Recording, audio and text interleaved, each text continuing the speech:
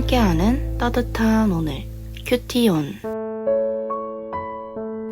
예수께서 배에 오르사 건너가 본 동네에 이르시니 침상에 누운 중풍병자를 사람들이 데리고 오거늘 예수께서 그들의 믿음을 보시고 중풍병자에게 이르시되 작은 자야 안심하라 내 죄사함을 받았느니라. 어떤 서기관들이 속으로 이르되 이 사람이 신성을 모독하도다. 예수께서 그 생각을 아시고 이르시되 너희가 어찌하여 마음에 악한 생각을 하느냐. 내 죄사함을 받았느니라 하는 말과 일어나 걸어가라 하는 말 중에 어느 것이 쉽겠느냐. 그러나 인자가 세상에서 죄를 사하는 권능이 있는 줄을 너희로 알게 하려 하노라 하시고 중풍병자에게 말씀하시되 일어나 내 침상을 가지고 집으로 가라 하시니 그가 일어나 집으로 돌아가거늘 무리가 보고 두려워하며 이런 권능을 사람에게 주신 하나님께 영광을 돌리니라. 예수께서 그곳을 떠나 지나가시다가 마테라 하는 사람이 세관에 앉아있는 것을 보시고 이르시되 나를 따르라 하시니 일어나 따르리라. 예수께서 마태 집에서 앉아 음식을 잡수실 때에 많은 세리와 죄인들이 와서 예수와 그의 제자들과 함께 앉았더니 바리새인들이 보고 그의 제자들에게 이르되 어찌하여 너희 선생은 세리와 죄인들과 함께 잡수시느냐. 예수께서 들으시고 이르시되 건강한 자에게는 의사가 쓸데없고 병든 자에게라야 쓸데가 있느니라. 너희는 가서 내가 긍휼을 원하고 제사를 원하지 아니하노라 하신 듯이 무엇인지 배우라. 나는 의인을 부르러 온 것이 아니요 죄인을 부르러 왔노라 하시니라. 할렐루야. 말씀과 함께하는 따뜻한 오늘 큐티온 2월 1일 말씀입니다. 우리 함께 기도로 시작하겠습니다. 사랑의 하나님 아버지 감사드립니다. 귀한 이 하루 허락하여 주시니 감사드립니다. 오늘 이 하루도 주님 말씀하시고 깨닫게 하시는 귀한 은혜의 하루 되도록 주님 함께하여 주시옵소서. 감사드리며 이 모든 말씀 우리 주 예수 그리스도 이름으로 기도드립니다. 아멘. 오늘 우리에게 주시는 하나님 말씀은 신약성경 마태복음 9장 1절에서 13절 말씀입니다. 마태복음 9장은 7장부터 이어지는 갈릴리 사역, 예수님의 갈릴리 사역을 그리고 있습니다. 예수님의 활동들에서는 예수님은 다양한 많은 사람들을 만나시고 말씀을 가르치시고 권능을 행하십니다. 그러한 예수님의 놀라운 이적들과 가르침들을 받아들인 사람들의 다양한 반응들도 함께 나오게 됩니다. 그래서 오늘부터 내일 모레에 이르기까지 예수님의 그 놀라운 행적들에 반응하는 다양한 사람들의 반응을 좀 잘 살펴본다면 또 즐겁고 재밌는 시간들이 될 수 있을 것 같다는 생각이 듭니다. 오늘 말씀에서 예수님께서는 먼저 중풍병자를 고치십니다. 고치실 때에 일어나라 하시는 것이 아니라 너의 죄사함을 받았다 말씀하십니다. 예수님께서 죄를 사할 권세도 있으심을 드러내신 것입니다. 원래 우리의 죄는 하나님만이 사하실 수 있습니다. 그러면 예수님은 왜 그런 말씀을 하셨느냐? 바로 예수 그리스도의 하나님 되심을 드러내신 사건이 바로 이 중풍병자를 고치신 사건입니다. 이 병자를 고친 이 사건에서 서기관, 그 당시에 지배층에 있었던 서기관은 속으로 예수님의 그 놀라운 이적을 바라보면서 저 사람은 신성을 모독했다라고 생각합니다. 하지만 그와 반대되게 그곳에 모여있던 수많은 무리들은 예수님의 놀라운 권능을 보고 그것으로 인하여 하나님께 영광 돌렸다 8절에서 말합니다.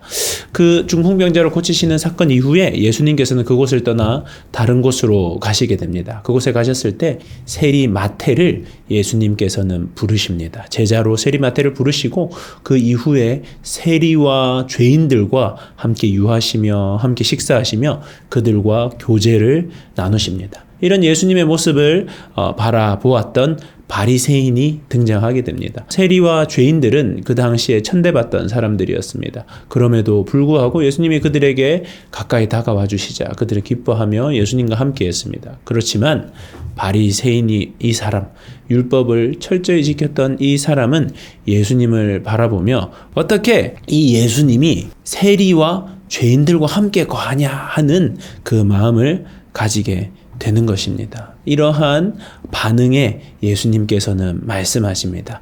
예수님은 죄인을 부르러 왔다. 예수님은 의인을 부르러 온 것이 아니라 죄인을 부르러 왔다. 의인이 아픈 사람을 고치기 위해 있는 것처럼 죄인을 부르기 위해 계신 것이고 죄인들과 함께 거하는 것은 너무나 당연한 일이다 말씀하십니다. 그런데 우리들이 생각해 보면 하나님 앞에서 죄인이 아닌 사람은 없습니다. 모두가 죄인입니다. 그런데 예수님께서는 의인에게는 나는 필요 없다 말씀하십니다. 그러니까 모든 인생은 다 죄인인데 예수님은 의인과 죄인이 있는 것처럼 말씀하십니다. 그럼 이것은 어떤 의미이냐? 내가 죄인이라고 생각하고 가난한 마음이 되어서 하나님의 은혜를 구하는 사람이 있는가 하면 내가 행하는 일, 내가 하는 봉사, 내가 그간 하나님 앞에 무엇인가 드렸다고 생각하는 그것들로 인하여서 나는 의인이라 생각하는 자들 또한 있다는 것입니다. 예수님께서는 누구를 위하여 오셨느냐? 가난한 마음을 가진 그 사람, 내가 죄인임을 깨닫는 그 사람, 내가 죄인임을 깨닫고 내가 하나님께로 돌이켜야 한다는 것을 깨닫는 그 사람, 그 사람들을 위하여 왔다 말씀하십니다. 자신이 의인이라 생각하는 사람은 누구겠습니까? 바로 바리새인입니다. 그가 행했던 종교적인 행위들이 그에게 의가 되었습니다. 말씀을 열심히 공부한 것이 그에게 의가 되었습니다. 차라리 그것들을 하지 않았다면 예수님이 찾아오셨을 때 가난한 마음으로 구원받았을 것인데 그가 풍성하게 공부하고 풍성하게 주님의 뜻을 지키고자 율법을 지키고자 행했던 그것이 도리어 그를 걸려 넘어지게 하는 것이 되었습니다. 그러다 보니 예수님을 예수님으로 바라보지 못하고 자신의 생각과 자신의 지식으로 판단하고 평가하게 되었던 것입니다. 마가복음 10장 15절에서는 내가 진실로 너희에게 이르노니 누구든지 하나님의 나라를 어린 아이와 같이 받들지 않는 자는 결단코 그곳에 들어가지 못하리라 말씀합니다. 바리새인은 어린 아이와 같이 순수한 마음도 아니었고 자기 자신을 바라볼 때 나는 죄인으로 하나님의 은혜가 반드시 필요한 사람이라는 인식도 하지 못했습니다. 그러하다 보니 그렇게 길고 긴 세월 기다렸던 하나님이신 예수 그리스도가 바로 그의 코앞에 왔는데도 그 예수님을 인지하지 못하고 예수님의 뜻을 바르게 알지 못하고 스쳐 지나가는 인생이 된 것입니다.